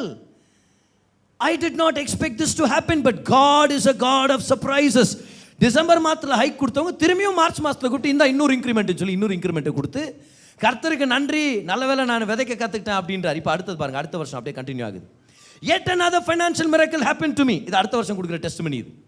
I just got promoted, promotion கிடைச்சிச்சு with 45% hike அப்படின்றார். with 45% hike எங்க? மார்ச்சுக்கு அப்புறம் அக்டோபரில் நடந்துருச்சு அப்படின்றார். இப்போ அக்டோபர் மாதத்தில் 45% ஹைக் எனக்கு கிடைச்சிருச்சு. நானும் 2% 4% ஹைக் தான் கிடைக்கும்னு சொல்லி நான் நினச்சேன். ஆனால் this time again I got another 10% hike which is unheard of in my company. I can see his blessing flow constantly without fail. அப்புறம் அவர் சொல்கிறத கவனிங்க, in the last 1 year and 3 months I have got almost 80% raise in my salary without changing the company. Thank you for teaching me the right path to honor God with our tithe. ஒரு வருஷம் 3 மாதத்தில் 80% மேலே சம்பள உயர்வை நான் பார்த்துருக்கிறேன். இந்த தசம பாகத்தின் கோட்பாடை எனக்கு நீங்கள் சொல்லிக் கொடுத்ததுக்காக நன்றி. ஹல்லேலூயா, ஆமென். அவர் சொல்லவே இல்லை, ஏன் பிரதர் அதை பற்றி பிரசங்கம் பண்ணீங்க, பாருங்க பிரதர் ஓட்டாண்டே தெருவில் உட்காந்துக்கிறேன், வந்து கூண்டு போங்க பிரதர் அப்படி சொல்ல அவர். But he said thank you for teaching us the principle of the tithe. தசம பாகம் அவ்வளோ வல்லமையானது. ஒரு விசுவாசி எப்பேற்பட்டவன் அப்படின்ற சோதிக்கிற ஒரு விஷயம் தான் தசம பாகம். பார், நம்பிக்கை எங்கே இருக்குது, முன்னுரிமை யாருக்கு இருக்குது, யாரை நம்பி வாழ்ந்துட்டு இருக்கிறோம், இந்த விஷயங்களெல்லாம் நம்ம இருதயத்தை சோதி தறியறதுக்குன்னே இந்த தசம பாகத்துடைய கோட்பாடு வேலை செய்து பாருங்க. கர்த்தரை நம்புறவங்க தசம பாகம் செலுத்துறோம், காணிக்கைகளை கொண்டு வர்றோம், சபையுடைய பணிக்கு முன்னுரிமை கொடுக்குறோம். we prioritize the work of God and the ministry in the church and God brings the gold and the silver. தெளிவாக பார்க்குறோம். இஸ்ரவேல் ஜனங்களுடைய வாழ்க்கையில் அதை தெளிவாக நம்ம பார்த்தோம். இன்னொரு அருமையான டெஸ்ட் பண்ணி பாருங்க. நம்ம சர்ச் அட்டென்ட் பண்ணுற அருமையான சகோதரி ரூத் அப்படின்றவங்க சொல்கிறாங்க, என்னுடைய சபைக்கு ஆரம்பத்தில் வரும்போது இந்த கொடுக்குற கோட்பாடுகளை அவங்க அதிகமாக கற்றுக்க ஆரம்பித்தாங்க. அதுக்கு முன்பதாக அதை பற்றி பெருசாக தெரிஞ்சுக்காத ஒரு நிலையில் இருந்திருக்கிறாங்க. ஆனால் அவங்க எழுதுகிறாங்க பாருங்கள், டெஸ்ட் பண்ணி அவங்க சொல்கிறாங்க, இங்கே வந்தபோது கர்த்தருடைய ராஜ்யத்தில் பணத்தை விதைக்கிறத பற்றி நான் கற்றுக்கிட்டேன். என்னுடைய கம்பெனியில் இது வரைக்கும் எங்கள் டீமில் யாருமே டார்கெட்டை அச்சீவ் பண்ண முடியாத அளவுக்கு அது ரொம்ப எப்போவுமே அதிகமாக இருக்கும். ஆனால் நான் விதைக்க கற்றுக்கிட்ட பிறகு அவங்க சொல்கிறாங்க, பிரதர் இந்த மாதம் டார்கெட்டை ரீச் பண்ணி இன்னும் அதிகமாகவே செஞ்சதுனால எனக்கு ஒரு பெரிய இன்சென்டிவ் கொடுத்தாங்க. அப்போ அவங்க சொல்கிறாங்க, என்னுடைய சூப்பர்வைசர் என்னை பார்த்து சொல்கிறாரு, your Jesus help you do it. நீ ஜீசஸ்ன்னு சொல்கிறல, அவர் சகாயம் பண்ணாதான் இது சாத்தியம், அவர் தான் உனக்கு சகாயம் பண்ணியிருக்கிறார். எத்தனை பேர் உண்மையாகவே இயேசுவை மகிமைப்படுத்தணும்னு இருக்கிறீங்க? அப்போ நம்ம ரியலாக சொல்லுங்க, பிச்சைக்கார நிலைமையில் கடன் மேலே கடன் வாங்கி பற்றாக்குறையில் வாழ்றது அவருடைய திட்டம் இல்லை. சத்தமாக இல்லைன்னு சொல்லுங்க பார்க்கலாம். ஒருவேளை அந்த நிலையில் நீங்கள் இருக்கலாம், ஆனால் இது உங்களுடைய நிலைமையாக இருக்கக்கூடாது. கர்த்தர் மாற்றுவார். கர்த்தர் உங்களுக்கு போதிக்கவும் சொல்லிக் கொடுக்க தான் இங்கே கூட்டிகிட்டு வந்திருக்கிறார். ஹல்லேலூயா. வாழ வைக்கும்படி சொல்லிக் கொடுக்க தான் இங்கே கூட்டிகிட்டு வந்திருக்கிறார். God wants to elevate you. God wants to bless you. Amen. God wants to bless you. இதுதான் கர்த்தருடைய தயவு, இதுதான் கர்த்தருடைய கிருபை. சபையின் ஊழியத்துக்கும் தேவனுடைய ராஜ்யத்துக்கு கொடுக்கறதுனால செழிப்பு வரும்படி இது தேவன் ஏற்படுத்தின கோட்பாடு. ஆரம்ப காலத்திலேருந்து இது கோட்பாடை வேதத்திலேருந்து நம்ம பார்க்க முடியும். நம்மளுடைய சபையுடைய முக்கியமான பணி பாருங்க, 5 விஷயம் நம்மளுடைய சர்ச்சுடைய மிஷன் ஸ்டேட்மெண்ட். முதலாவது, எல்லாரும் சொல்லுங்க, ரட்சிக்கப்படாதவர்கள் ரட்சிக்கப்படணும். ஆமென். இல்லை, அந்த ஸ்டேட்மெண்ட்டே சொல்லுங்க, எல்லாரும் சொல்லுங்க, ரட்சிக்கப்படாதவர்கள் ரட்சிக்கப்படணும். அடுத்த 2, அதெல்லாம் சொல்லுங்க, ரட்சிக்கப்பட்டவர்கள் கர்த்தரை தொழுது கொள்ள வேண்டும். ஸோ யார் யார் ரட்சிக்கப்படுறாங்களோ we want them to become good worshippers, personal prayer, in love with God. மூன்றாவதா எழுதிங்க, if you want to write this down, teach the worshipper to make them a disciple. எல்லாரும் சொல்லுங்க, ஆராதிக்கிறவர்கள் சீஷர்களாக மாற வேண்டும். ரட்சிக்கப்படாதவங்க ரட்சிக்கப்படணும், ரட்சிக்கப்பட்டவங்க ஆராதிக்கணும், ஆராதிக்கிற ஜனங்க சீஷர்களாக மாறணும். 4ஆவதா ஞாபகம் வச்சுங்க, to train the disciple to do the ministry. கர்த்தருக்காக ஊழியம் செய்யும்படி அவர்களை நம்ம பயிற்சி விக்கிறது. Train them, give them training to do the ministry. இப்போ சர்ச்சுக்கு வர்றது என்னத்துக்கு வரேன்னு நினைக்கிறீங்க? ஞாயிற்றுக்கிழமைனால வராம்பதார் அப்படின்னு இல்லை இல்லையா?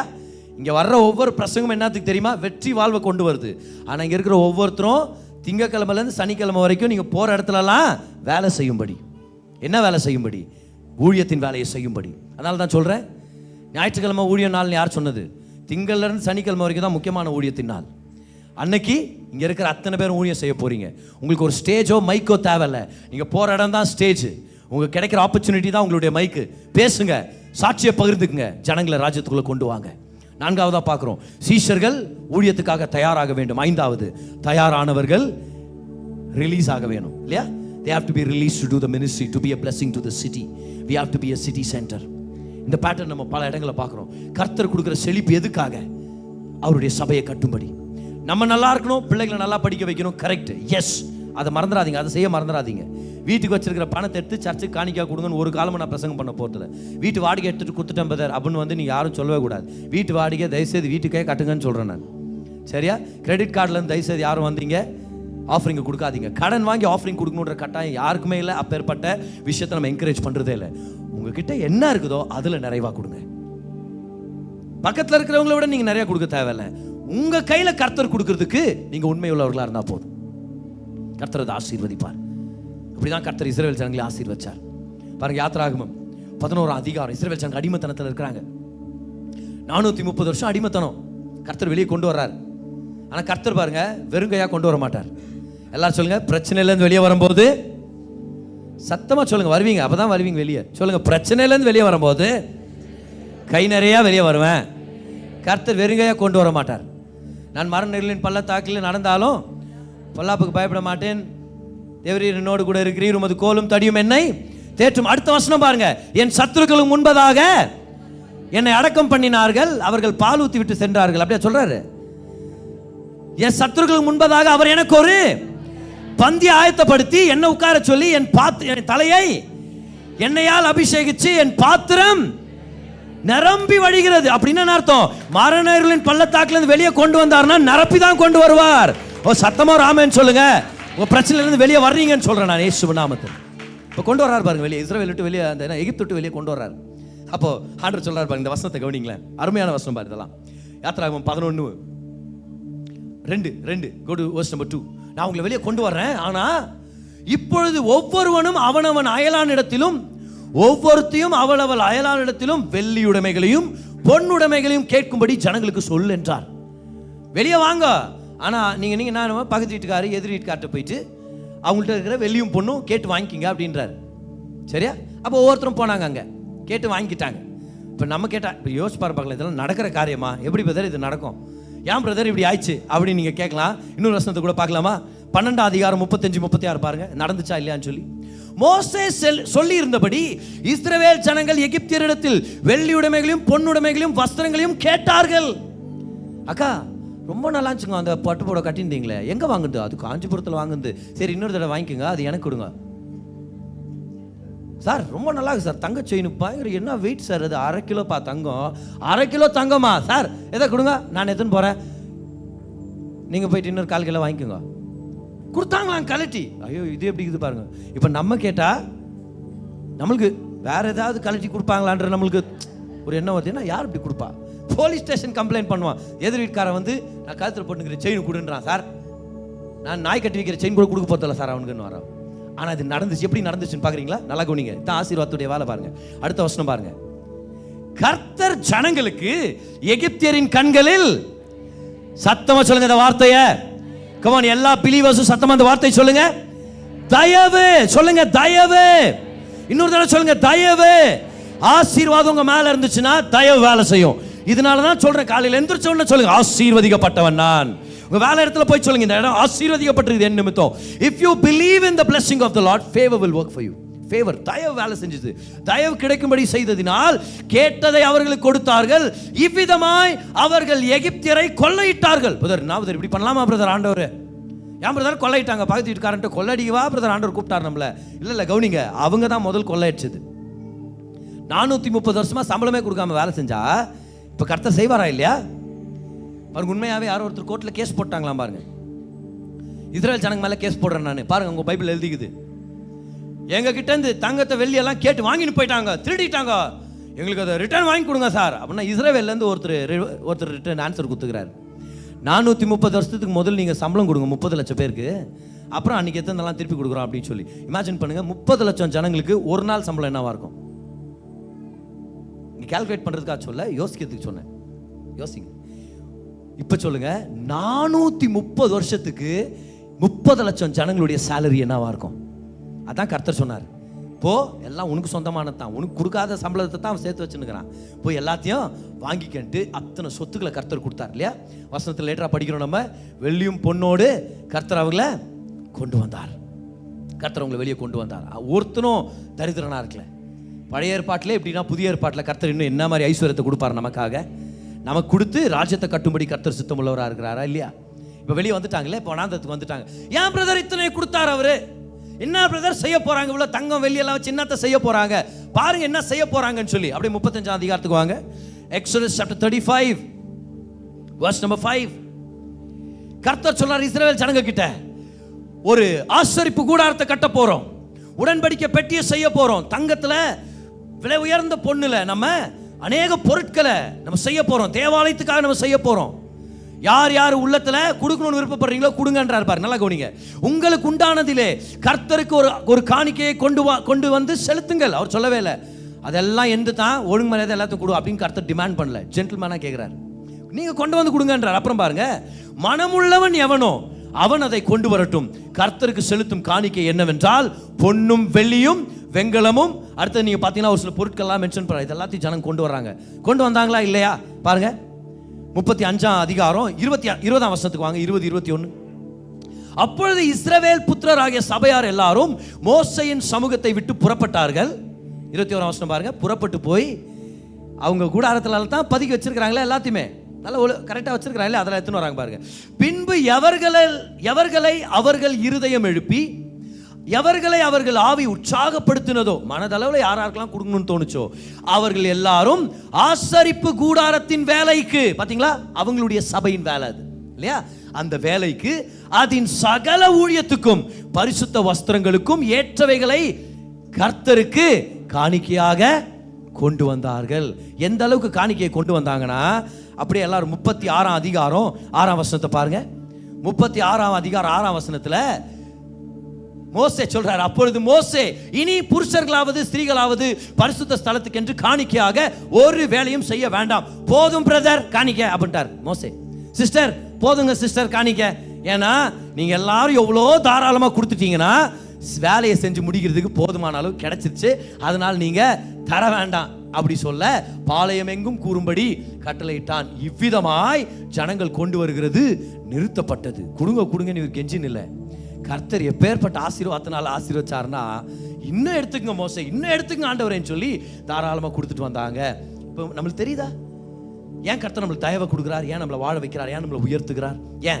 ஏன்னா இந்த உலகத்தில் அநேக மக்கள் இன்னும் ரட்சிக்கப்படணும், அநேக சபைகள் கட்டப்படணும், அநேக இடங்களில் ஊழியங்கள் ஆரம்பிக்கப்படணும், அநேக தேவைகள் சந்திக்கப்படணும், இன்னும் அநேகர் தேவனுடைய ராஜ்யத்தில் சேர்க்கப்படணும். அதுக்காக தான் நம்ம பணம் பயன்படணுமா இருக்குது.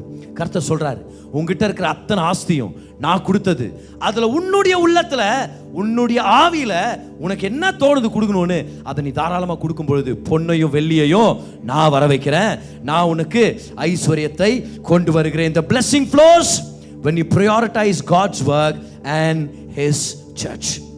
That is how blessing flows. இங்கே நிறைய பேர் இதுக்காக சாட்சியாக இருக்கிறீங்க. நம்ம சபை, நான் சொல்கிறேனே, நம்ம சபை நிறைய தசமபாகம் ரெகுலராக செலுத்துகிற அருமையான தேவ மக்களுடைய ஒரு சபை. நம்ம சர்ச் காணிக்கையை கொடுங்க அப்படின்னு சொல்லி கேட்கறதுக்காக ஆரம்பித்த நாள்ல இருந்து இன்ன வரைக்கும் ஒரு ஆராதனை கூட அதுக்காக ஒதுக்கப்படவே இல்லை. ஏன்னா கர்த்தர் ஒவ்வொருத்தர் உள்ளத்திலையும் முதல் ஆசீர்வாதங்களோட நிரப்பி இருக்கிறார். தாராளமாக கொடுக்குற சபை தான் நம்முடைய சபைன்றதை நான் ஒவ்வொரு தடவையும் நான் ஞாபகப்படுத்தி கர்த்தருக்கு நன்றி செலுத்துக்கிறேன். நல்லா கவனிங்க, இதை நீங்களும் அனுபவிச்சிருக்கிறீங்க, நானும் பல மடங்களை அனுபவிச்சிருக்கிறேன். பாருங்க, பல வருஷங்களுக்கு முன்பதாக கேரு ஒரு 2 years 3 years இருக்கும். அப்போ இன்னும் எல்லாரும் நகர் மெத்தடிஸ்ட் சர்ச் அந்த ஹால் தான் நம்ம யூஸ் பண்ணிட்டு இருக்கிறோம். அந்த டிசம்பர் மாதம் என் உள்ளத்தில் தோணுச்சு, ஒரு சில பாஸ்டர்ஸ், கிராமத்தில் இருக்கிற ஒரு சில பாஸ்டர்ஸ் அவங்களுக்கு ஸ்பெஷல் ஆஃபரிங் அனுப்பலாம் கிறிஸ்மஸ்க்காக. நம்ம சபையிலேருந்து ஒரு ஆஃபரிங் கலெக்ட் பண்ணோம். நானுடைய மனைவியும் விதைச்சோம்.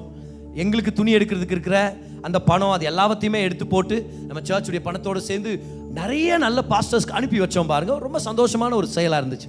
அப்போ அந்த பாஸ்டருக்கு நான் பேசும்போது சொன்னேன், பாஸ்டர் இது உங்கள் சர்ச்சுக்காக யூஸ் பண்ணாதீங்க, இது உங்களுக்கும் உங்கள் ஃபேமிலிக்கும், நீங்கள் நல்லா துணிமணி வாங்காமல் இருந்தீங்கன்னா வாங்கிக்கிறதுக்கும் இந்த பண்டிகையை நல்லா செலிப்ரேட் பண்ணுங்க, அதுக்காக அனுப்பி வைக்கிறோம்னு சொல்லி ஒரு நல்ல தொகையை ஒரு சில பாஸ்டர்ஸ்க்கு நம்ம பகிர்ந்து நம்ம அனுப்பி விட்டோம் பாருங்க. ஆனால் அந்த வருஷம் நாங்கள் துணி எடுக்கலை. இன்னும் இப்போ ஒரு குடும்ப தலைவனா நான் துணி எடுக்கலன்னா அது பெரிய விஷயம் இல்லை. நமக்கெல்லாம் துணி எடுக்கணும் நம்ம கேட்குறதே இல்லை கூட. ஒவ்வொரு குடும்ப தலைவனும் அப்படி தான் பாருங்க, பெருசாக நம்ம இன்ட்ரெஸ்ட் காட்டுறது இல்லை. ஏன்னா நம்மளுடைய விருப்பம் என்னது, நம்ம மனைவி பிள்ளைகள் நல்ல துணிமணி போட்டாங்கன்னா போதும் ஆண்டவரே, ஸ்தோத்திரம் ஆண்டவரே, இல்லையா? இப்போ மனைவிமார்கள் நல்லா புரிஞ்சுக்கிற மனைவிமார்கள் என்ன சொல்றாங்க, என் மனைவி அன்னைக்கு சொன்னாங்க பாருங்க, ஒன்றும் பிரச்சனை இல்லை, நம்ம வாங்கலன்னா கூட ஒன்றும் பிரச்சனை இல்லை அப்படின்றாங்க. ஆனால் நல்லா கவனிங்க, கணவர்கள் அந்த வார்த்தையை கேட்டு சைலண்டாக இருக்காதீங்க. அவங்க அப்படிதான் சொல்லுவாங்க, அவங்க அப்படிதான் சொல்லுவாங்க. ஏன்னா கணவர் பாரப்படுறது அவங்களுக்கு விருப்பம் இல்லை, அதான் உண்மை, அப்படிதான் சொல்லுவாங்க. ஆனால் மனதளவில் அவங்களுக்கு உங்கள் மேலே ஒரு நம்பிக்கை இருக்குது. என்ன தெரியுமா, எப்படியாவது அவருக்கு வாங்கலனாலும் எனக்கு வாங்கிடுவார் பாரு. இது ஆவியானவர் எனக்கு அந்த சீசனில் சொல்லி கொடுத்தார் உண்மையாகவே. இல்லை பரவாயில்ல விடுங்க, வாங்குறது வேண்டான்வாங்க. ஆனால் எனக்கு தெரியும் என் மனைவியை பற்றி. என் மனைவி நல்லா ட்ரெஸ் பண்ணணும்னு விருப்பப்படுவாங்க, எனக்கும் நல்ல ட்ரெஸ்ஸஸ் வாங்கணும்னு விருப்பப்படுற அந்த ஆண்டவருக்கு ஏற்ற அதே சிந்தைகள் என் மனைவிக்குள்ள நல்லா இருக்கணும். கர்த்தர் தேவைகளை சந்திக்கிறார், கர்த்தர் தேவைகளை சந்திக்கிறார். நல்லா கவனிங்க, பணம் கொஞ்சம் கம்மியாக இருக்குதுமா அட்ஜஸ்ட் பண்ணுன்னு சொல்லும்போது என் மனைவி ஆமாங்க அட்ஜஸ்ட் பண்ணணும், நாளையிலேருந்து கஞ்சியை செஞ்சு ஊத்துறேன்னு சொன்னதே இல்லை. கர்த்தர் தருவார், நல்லா சாப்பிட போகிறோம் தான் சொல்லியிருக்கிறாங்க. சரி, அது அப்படியே ஆப்போசிட்டாக இருக்கும் பாரு சில நேரத்தில். சரி, மனைவி சொன்னாங்க கவலைப்படாதீங்க, பரவாயில்ல கிடைக்கலாம் பரவாயில்ல அப்படின்னு. ஆனால் நான் ஜெபம் பண்ண, ஆண்டவரே மனைவி இப்படி தான் சொல்லுவாங்க, உங்களுக்கு தெரியும் ஆண்டவரே, ஆனால் நான் இருக்கிற வரைக்கும் என் மனைவி என் பிள்ளைகள் ஒரு நன்மையும் குறைவுபடக்கூடாது. இது எனக்கு என்னுடைய பொறுப்பு. நான் வேணா தியாகம் பண்ணுறேன் என் துணிமணியை, ஆனால் என் பொண்டாட்டி பிள்ளைங்களோட துணிமணியை தியாகம் பண்ணுறது நான் ரெடியாக இல்லை. என் குடும்பத்துக்கு எனக்கு ஒரு பொறுப்பு இருக்குது. எத்தனை பேர் என்னோட இருக்கிறீங்க அந்த விஷயத்தில்? நீங்கள் இல்லைனாலும் நான் கண்டினியூ பண்ண போகிறேன் பாரு அப்படியே இந்த செய்தியை. எனக்கு ஒரு பொறுப்பு இருக்குதுப்பா. என் துணியத்தை நான் மிஷினரிங்களுக்கு தந்துடுவேன், ஆனால் என் மனைவி பிள்ளைகள் நல்லா இருக்கணும், அது என் பொறுப்பு இல்லையா? நான் ஜெபம் பண்ண, ஆண்டவரே நீங்கள் ஏதோ செய்ய போகிறீங்க செய்வீங்க அப்படின்னு. அந்த வருஷம் பாருங்கள், அப்போது நான் ஆக்சுவலாக இன்னும் ஏஎஃப்டியில் தான் வேலை செஞ்சுட்ருக்கிறேன், ரமேஷ் பாஸ்டர் கீழே. அப்போது அங்கே அவர் சொல்கிறாரு, இந்த பிரதர் உன்னை மீட் பண்ணாரா, உன்னை மீட் பண்ணுன்னு சொல்லிட்டு இருந்தார் அப்படின்னு. இல்லை பாஸ்டர் நான் லேட்டராக மீட் பண்ணுறேன் அப்படின்னு. நான் அப்புறம் அவர் சொல்கிறாரு, பாஸ்டர் உங்களுக்கு உங்கள் ஃபேமிலிக்கு ஒரு சின்ன கிஃப்ட் அப்படின்னாரு பாருங்க. ஒரு ஷாப்பிங் கார்டு, அதில் அவர் ரீசார்ஜ் பண்ணியிருக்கிறார், ஒரு குறிப்பிட்ட தொகையை, ஒரு பெரிய தொகையை ரீசார்ஜ் பண்ணியிருக்கிறார். அவர் சொல்கிறாரு, கருடா மாலில் இந்த கடைக்கு நீங்கள் போய் நீங்கள் வாங்கிக்கலாம், உங்களுக்காக இவ்வளோ ரீசார்ஜ் பண்ணியிருக்கிறேன். என் மனைவியும் பிள்ளையை நான் சந்தோஷமாக கூட்டிகிட்டு போனோம் பாருங்கள். மனைவி பிள்ளையை சந்தோஷமாக கூட்டிகிட்டு போய் எங்கள் வாழ்க்கையில் மொதல் தடவை ஏறக்குரிய 25,000 ரூபாய்க்கு ஷாப்பிங் பண்ணிட்டு வரோம் கிறிஸ்மஸ். முதல் தடவை நான் யோசிக்கிறேன் பாருங்க, அதுதான் முதல் தடவை ஒரு சூட்டை நான் காசு கொடுத்து வாங்குறேன். அது வரைக்கும் வெறும் கிஃப்ட்ஸ் தான், சூட்டெல்லாம் வெறும் கிஃப்ட்ஸ் தான். பாஸ்டரே எனக்கு நிறையா சூட்டுங்களை வாங்கி கொடுத்துட்டாரு, வெறும் கிஃப்ட்டுங்க தான். ஆனால் அன்னைக்கு தான் முதல் தடவை பணத்தை நம்ம கையில் இருக்கிற விஷயத்தை பயன்படுத்தி ஒரு சூட் அன்னைக்கு வாங்கிட்டு நான் வரேன் பாருங்க. அன்னைக்கு அவ்வளோ ஒரு ஆனந்தம் எனக்கு. என்னன்னா, எங்கள்கிட்ட இருந்த சின்ன விதையை எடுத்து உங்கள் ராஜ்யத்துக்காக நாங்கள் விதைச்சோம். இது நிறையா பேர் கூட தெரியாது, பாஸ்டர் எவ்வளோ கொடுத்தாரு எப்படி கொடுத்தாரு யாருக்கும் பெருசாக தெரிய போகிறதில்ல. ஆனால் நீங்கள் பார்த்தீங்க, எங்களை ஒரு நன்மையும் குறைபடாதபடிக்கு கை நிறையா நீங்கள் ஆசீர்வச்சிங்க, கை நிறையா நன்மைகள் அனுபவிக்கும் மாதிரி நீங்கள் செய்தீங்க. ஹல்லேலூயா. 25,000 ரூபாய்க்கு ஷாப்பிங் பண்ணோன்னா அப்படியே 7-8 பேக் 2 டாக்ஸியில் வந்து நெருங்காதீங்க. இல்லை தான் 4-5 பேக் தான், நீங்கள் போனீங்க தான் தெரியும் கடைக்கு, உங்களுக்கு விலைவாசி அந்த மாதிரி இருக்குது. ஆனால் கர்த்தர் எவ்வளோ நல்லவர் பாருங்க, எப்படி ஆசீர்வச்சாருன்னு சொல்லி. அருமையான டெஸ்டிமனி ஒன்று இருக்குது பாருங்க. நம்ம சபையில் ரொம்ப ஃபெய்த்ஃபுல்லாக விதைக்கிற ஒரு குடும்பங்களில் இவங்க ஒருத்தர், மிஸ்ஸஸ் ரஜினி சிம்சன். அவங்களுடைய டெஸ்டிமனி அவங்க ஷேர் பண்ணுறாங்க பாருங்க, பவர்ஃபுல் டெஸ்டிமனி. பெங்களூருக்கு வந்து அவங்களுடைய வேலையை ஆரம்பித்து கர்த்தர் அவங்கள பல மடங்கு அவங்கள உயர்த்தி இருக்கிறார் பாருங்க. அவங்க சொல்கிறாங்க, கர்த்தருக்கு நான் ரொம்ப நன்றி செலுத்துக்கிறேன். ரொம்ப நாளாக டாக்டரேட் படிக்கணும்னு எனக்கு ஒரு விருப்பம் இருந்துச்சு. இது பர்சனலாக ஒரு வளர்ச்சிக்காகவும் ப்ரொஃபஷ்னலாக ஒரு வளர்ச்சிக்கு என்ன பெரிய ஏதுவாக இருக்கும். ஆனால் எப்போல்லாம் நான் அதை தேட ஆரம்பிக்கிறேனோ அது எனக்கு நடக்காத மாதிரியே இருக்கும். I explored many avenues but nothing seem to align with the current work commitments. ஃபைனலாக நான் கர்த்தர் இடத்துல விட்டு கொடுத்துட்டேன், ஆண்டவரே நீங்கள் என் வாழ்க்கையில் செய்வீங்கன்னு சொல்லி. God had a wonderful plan for me in His perfect timing. ஏன்னா கர்த்தர் என்ன பண்ணாராம், அவர் சொல்கிறார் பாருங்க, சொல்கிறாங்க, in the month of July 24 I applied and appeared for the selection process for a doctorate program at Golden Gate University in San Francisco. The program focused on generative artificial intelligence, and by the grace of God I cleared every stage of rigorous selection process.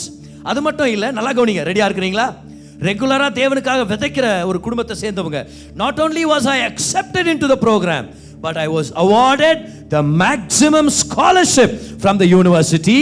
இது கர்த்தரால மட்டும் உண்டான ஒரு provision. கர்த்தரே எங்களுக்கு இதை செய்து முடித்திருக்கிறார். நல்ல கரங்களை தட்டி கர்த்தருக்கு நன்றி செலுத்துங்க பார்க்கலாம். இந்த அருமையான சகோதரி உங்க கெரியர்ல எந்த அளவுக்கு வளர்ந்துருக்கிறாங்கன்னா, இந்தியன் என்ன சொல்றது, நம்மளுடைய கர்நாடகாவுடைய கவர்மெண்ட் ஆஃபீஷியல்ஸ்க்கெல்லாம் இவங்க மீட்டிங் நடத்துகிற அளவுக்கு கர்த்தர் உங்களை வளர்த்து, என்வாயன்மெண்டல் சயின்ஸ் பொறுத்த வரைக்கும் கர்த்தர் உங்களை உயர்த்தி கர்த்தர் மகிமைப்படுகிறார். பாருங்க எப்படி நடக்குது இதெல்லாம் நினைக்கிறீங்க? எப்படி தேவ ஜனங்கள் நல்லா இருக்கிறாங்க? அவங்க உள்ள தொடப்படுது. கர்த்தருக்கு காணிக்கைகள் தசம பாகங்கள் மூலமாக சொல்கிறாங்க, உங்களை நம்பி வாழ்கிற ஆண்டவர் உங்களுக்காக தாராளமாக கொடுக்குறேன். கர்த்தர் எனக்கு பெரிய காரியங்களை செய்வீர். கர்த்தர் உங்களை பாதுகாக்கிறார். கர்த்தர் இன்னைக்கு ஹகாய் தீர்க்கதரிசி மூலமாக சொன்னது தான், நீ வேலையை ஆரம்பி. உன்னால் என்ன பண்ண முடியும்? மரத்தை வெட்டிட்டு வர முடியுமா? போய் நீ மரத்தை வெட்டி பலகையை கொண்டு வா. வெள்ளியும் பொண்ணும் என்னுடையது. நான் அசைச்சேன்னு வச்சுக்க, எங்கெங்க இருக்கிற தங்கம் வெள்ளியெல்லாம் உன்னை தேடி வரும். ஷேக் பண்ணுறேன் நான் என்றாரு. வானத்தை ஷேக் பண்ணுறேன், பூமியை ஷேக் பண்ணுறேன், கடலை வனாந்திரத்தை பயங்கர ஒரு அசைச்சு அப்படியே அசைச்சிருவேன் பாரு. நான் உனக்கு வர வேண்டியதெல்லாம் உன்னை தேடி வரும். ஒரு வெல்த் டிரான்ஸ்ஃபர் நடக்குதுன்னு சொல்கிறேன் நான். பாவிகளின் ஆஸ்தியை கர்த்தர் நீதிமானுக்காக சேர்த்து வைத்திருக்கிறார். இந்த நீதிமான் கொடுக்க கற்றுக்கிட்டா அவனை தேடி வரும். ஆனால் கொடுக்காம அமிக்கினி, நான் ஒரு அமிக்கினி பிரதர் நீ வாழ்ந்தீங்கன்னா ஆண்டவர் வந்து சொல்கிறாரு, அவனுக்கு கொடுக்காத நீன்றார் ஆண்டவர். அவன்கிட்ட கொடுத்தா யாருக்கும் யூஸ் இல்லை. ஆனால் நீங்கள் நல்லா தாராளமாக கொடுக்குறவர்களாக இருக்கும்பொழுது எல்லா சொத்தும் எல்லா நன்மைகளும் உங்களை தேடி வருதுன்னு சொல்லி கர்த்தருக்கு நன்றி செலுத்துக்கிறோம். ஹல்லேலூயா. கடைசியாக இன்னொரு டெஸ்ட் பண்ணி நம்ம எல்லாரும் ப்ரேயர் பண்ண போகிறோம். ஆனால் எத்தனை பேர் ரிசீவ் பண்ணிட்டு இருக்கிறீங்க நீங்கள் ஆண்டவருடைய வார்த்தையை? ஆன்சர் பண்ணுங்க பார்க்கலாம். பொருளாதார ஆசீர்வாதம் வேலை செய்யறதுக்கான ரகசியம் என்னது சொல்லுங்க? தேவனுடைய பணிக்காக, சபையின் ஊழியத்துக்காக கொடுப்பது. ஆமென். எத்தனை பேர் புரிஞ்சுக்கிட்டீங்க? அதை தேவனுடைய ராஜ்யத்துக்காக, தேவனுடைய வேலைக்காக மற்றும் சபையின் ஊழியத்துக்காக கொடுப்பது தேவனுடைய திட்டங்களோட நம்மளை ஒரு கூட்டுறவுக்குள்ள கொண்டு போகுது. It makes you a partner with God. நம்ம மத்தியில் mister and missus Samson and Philomena அவங்க இருக்கிறாங்க. அவங்க அனுப்பின டெஸ்டிமனி இன்ன வரைக்கும் எனக்கு ஒரு பெரிய ஒரு ஆசீர்வாதமாக இருக்குது பாருங்க. லாஸ்ட் இயர் நவம்பர் நம்மளுடைய பழைய சர்ச் பில்டிங் ஃபெசிலிட்டியில் நான் ஒரு சண்டே அனௌன்ஸ் பண்ணுறேன், நமக்கு ஒரு புது இடம் கிடச்சிருக்குது, அங்கே வரப்போகிறோம் அப்படின்னு சொல்லி. இப்போது இந்த வருஷம் நம்ம இன்னும் அதே இடத்துல உட்காந்துருந்தா இத்தனை பேர் இங்கே உட்கார வச்சிருக்க முடியாது. எத்தனை பேர் தெரியுது? அது கொஞ்சம் அப்படியே பின்னாடி திரும்பி பாருங்க பார்க்கலாம். திரும்பி பாருங்க. இன்னொரு பெரிய இடத்துக்கு போகணுன்னு எத்தனை பேர் உணர்றீங்க? அதை ஆமென். இன்னும் பெரிய காரியங்களை கர்த்தர் செய்வார். ஆனால் நான் அந்த இடத்துல உட்காந்து எல்லாரும் உட்காந்து ஜனங்கள்கிட்ட சொல்கிறேன், நம்ம புது இடத்துக்கு போகிறோம், நமக்கு இத்தனை லட்சங்கள் தேவைப்படுது, யார் யார் உள்ளத்தில் கர்த்தர் ஏவுகிறாரோ நீங்கள் கொடுக்கலான்ற ஒரு ஆப்பர்ச்சுனிட்டி ஓப்பன் பண்ணி கொடுக்கும்போது நல்லா கவனிங்க. அப்போ தான் அவங்களுக்கு திருமணம் ஆயிருக்குது, செலவு நிறையா ஆயிருக்கு, வீடும் கட்டியிருக்கிறாங்க, ஊரில் இருந்த பணத்தெல்லாம் அதில் போட்டுட்டோம். அவங்க அனுப்பின டெஸ்டிமனியில் இருக்குது பாருங்க. ஆனால் நல்லா கவனிங்க, கர்த்தர் அவர் உள்ளத்தில் பேசினதை அவர் உணர்றாராம். I have given you all these blessings. இவ்வளோ நாள் ஆசீர்வாதங்கள் கொடுத்தது நான், இப்போ என் ராஜ்யத்துக்காக நீ கொடு அப்படின்ற ஒரு உணர்வு அவருக்குள்ளே இருந்தது. Right there I made a firm decision. என்னாச்சுன்னா, அவருக்கு ஸ்டாக் மார்க்கெட்டில் அவங்க இன்வெஸ்ட் பண்ணி வச்சிருக்கிறாங்க, ஒரு சில ஷேர்ஸ் வாங்கி போட்டிருக்கிறாங்க. மனதில் கர்த்தர் சொல்றாரா, இந்த ஷேர்ஸை நீ வித்து நீ கொடுக்கலாம் அப்படின்ற அந்த ஐடியாவை கர்த்தர் கொடுக்குறார். அவர் அதை டிசைட் பண்றாரு. I prayed surrendering to the Lord. Lord, I trust you, I give for the new church building. இப்போ ஒரு குறிப்பிட்ட ஜெபம் அவருடைய ஊரில் செஞ்சுட்டு இருந்தாருன்னு சொல்லி நான் நம்புறேன் இல்லையா? there was a room in which you were praying. So அந்த ரூமில் போய் ஜெபம் பண்ணும்போது அதில் ரொம்ப தெளிவாகிறார். நல்லா கவனிங்க, இதான் அற்புதம் பாருங்க. while I was still praying, ஏன்னா அந்த ஷேர்ஸ் எல்லாம் விற்றா கூட இமீடியட்டாக பணம் கிரெடிட் ஆகாது இல்லையா? வித்ட்ராவபிள் அந்த அமௌண்ட்டாக அது கிரெடிட் ஆகாது, ஒரு சில நாட்கள் எடுக்கும் அது ப்ராசஸ் ஆகி வந்து சேர்றதுக்குள்ள. அவர் சொல்றார், while I was still praying, கொடுக்கணும்னு தீர்மானம் எடுத்தேன். ஒரு குறிப்பிட்ட மிகப்பெரிய ஒரு தாராளமான தொகை பாருங்க அது. while I was still praying, my wife came running to the door. My wife came running to the door, beaming with excitement. She told me that her manager had asked for her resume. அவங்க manager அவங்க resume கேட்டிருக்கிறாங்க. எதுக்காகனா, that she was being promoted from contingent to full time employee ஆக promotion பெற்றுக்கொண்டது மட்டும் இல்லை, நல்லா கவனிங்க. The very next day her promotion was confirmed, and to our amazement her salary was increased. Not one time, not twice, not thrice. Her salary was increased 12 times the amount that we promised to give. இன்னுமே நல்லா கை தட்டி கர்த்தருடைய நன்மைக்கு நீங்க நன்றி செலுத்தலாம். நாங்க கொடுக்கணும்னு தீர்மானிச்சதை விட 12 மடங்கு அதிகமா என் சேலரியை கர்த்தர் இன்க்ரீஸ் பண்ணியிருக்கிறார். அவர் சொல்றாரு, we hadn't even given the money. இன்னும் பணத்தை கூட நான் அனுப்பி விடல நாங்க. We had only made the decision மட்டும் கொடுத்திருந்தோம். But God honored that small step of faith in a way we could have never imagined. Hallelujah. கர்த்தர் நல்லவரா இருக்கிறார். கர்த்தர் பெரிய காரியங்களை செய்வார். எத்தனை பேருக்கு இந்த விஷயங்கள் வசனத்தின் மூலமா ஒரு தெளிவை கொண்டு வந்துட்டு இருக்குது இன்னைக்கு? எத்தனை பேருக்கு இந்த மனுஷனுடைய வார்த்தையை மீறி பரிசுத்த ஆவியானவருடைய உணர்த்துதல் எத்தனை பேர் பெற்றுக்கொண்டு இருக்கிறீங்க இந்த நேரத்தில்? இங்க இருக்கிற ஒவ்வொருத்தருக்கும் சொல்றேன் பாருங்க, நீங்க கர்த்தருடைய ராஜ்யத்துக்காக, அவருடைய வேலைக்காக, சபையின் ஊழியத்துக்காக நீங்க கொடுக்கிற ஒவ்வொரு விதையும் கர்த்தர் சபைக்கு ஆசீர்வாதமா, ராஜ்யத்துக்கு ஆசீர்வாதமா திருப்புகிறார். அதே போல அதுல உங்களுக்கு ஒரு ரிட்டர்ன்ஸ் கொடுக்கிறார். இந்த உலகத்திலே எந்த கம்பெனியும் கொடுக்காத அளவுக்கு உங்களுக்கு கேரண்டி ரிட்டர்ன்ஸை கர்த்தர் கொடுக்கிறார். தங்கமும் வெள்ளியும் நிரம்பி இருக்கத்தக்க கர்த்தர் உங்களை ஆசீர்வதிப்பார். நான் டிக்ளேர் பண்றேன், நீங்க யாருமே ஏழைகளா இருக்க மாட்டீங்க. நான் டிக்ளேர் பண்றேன், ஆமென் சொல்லி பெற்றுக்கொள்ளுங்க பார்க்கலாம். விசுவாசிகள், நீங்க ஏழையாவே வாழ மாட்டீங்க. நீங்க கடன் பிரச்சனையிலேயே வாழ மாட்டீங்க. கர்த்தர் கடன்ல இருந்து வெளியே கொண்டு வருவார். கர்த்தர் உங்களை ஐஸ்வர்யவான்களா மாத்துவார். கர்த்தர் உங்களை கோடிகள்ல புழக்கத்தை கர்த்தர் கொண்டு வருவார். அநேக ஜாதிகளுக்கு நீங்க கடன் கொடுக்கிறவனா கர்த்தர் மாத்துவார். இன்னும் சத்தமா ஆமென் சொல்லி சொல்லுங்க. கர்த்தர் உங்களை ஐஸ்வர்யவான்களா மாத்துவார். அவருடைய ராஜ்யத்துக்காக, அவருடைய திட்டங்களுக்காக, அவருடைய நோக்கங்களுக்காக. ஹalleluya. come on, எத்தனை பேர் சந்தோஷப்படுறீங்க நீ சர்ச்சுக்கு வந்ததுக்காக? நல்ல கரங்களை தட்டி கர்த்தருக்கு நன்றி சொல்லுங்க பார்க்கலாம். The key to financial blessing is this, that you give towards the work of God and the ministry of the church. என்ன ஒரு அருமையான வார்த்தை. தேவன் தம்முடைய ஜனங்களுக்கு சுகத்தை கொடுக்கும்படி, செழிப்பை கொண்டு வரும்படி, சமாதானத்தை கொடுக்கும்படி அவருடைய பிரசங்கிக்கப்பட்ட வார்த்தையை பயன்படுத்துறார். இந்த பிரசங்கம் உங்களுக்கு ஒரு தீர்க்க தரிசனமான வார்த்தை கொண்டு வந்திருக்கோம் அப்படின்னு சொல்லி நான் நம்புறேன். உங்களுடைய தேவைக்கேற்ற மாதிரி கர்த்தர் உங்களோட பேசியிருப்பார், உங்களை பலப்படுத்தி இருப்பார். நம்ம ஜெபிக்க போறோம். அதுக்கு முன்னாடி இந்த விஷயங்களை ஞாபகம் வச்சுங்க. தேவன் நல்லவர், அவர் உங்க மேல கிருபையா இருக்கிறார். நீங்க நல்லா இருக்கணும்னு சொல்லி அவர் விருப்பப்படுறார். உங்க வாழ்க்கையில நடக்கிற சகல காரியங்களையும் நன்மைக்கு ஏதுவாக அவர் திருப்பிட்டு இருக்கிறார். வாங்க ஜெபிக்கலாம். பிதாவே, உங்க தயவுக்காக நன்றி செலுத்துறோம். இந்த செய்தியை கேட்ட உங்க பிள்ளையை நீங்க தொடுங்க, ஆசீர்வதிங்க, நன்மையால நிரப்புங்க, பலத்தால நிரப்புங்க. அவங்களுக்கு என்ன தேவை இருக்குதுன்னு உங்களுக்கு தெரியும் ஆண்டவரே. மகிமையின் ஐஸ்வர்யத்தின்படி அந்த தேவைகளை சந்திங்க. உங்க குடும்பங்களை ஆசீர்வதிங்க, வழி நடத்துங்க, தொழில் ஆசீர்வதிங்க. ஒரு நன்மையிலும் குறைபடாதபடிக்கு நிறைவான ஆசீர்வாதங்களால் நிரப்புங்க. இன்னும் பல நன்மையான காரியங்களை செய்வீங்கன்னு எதிர்பார்க்கிறோம். பலப்படுத்துங்க. இயேசுவின் நாமத்தில் ஜெபிக்கிறோம் பிதாவே. ஆமென். Amen.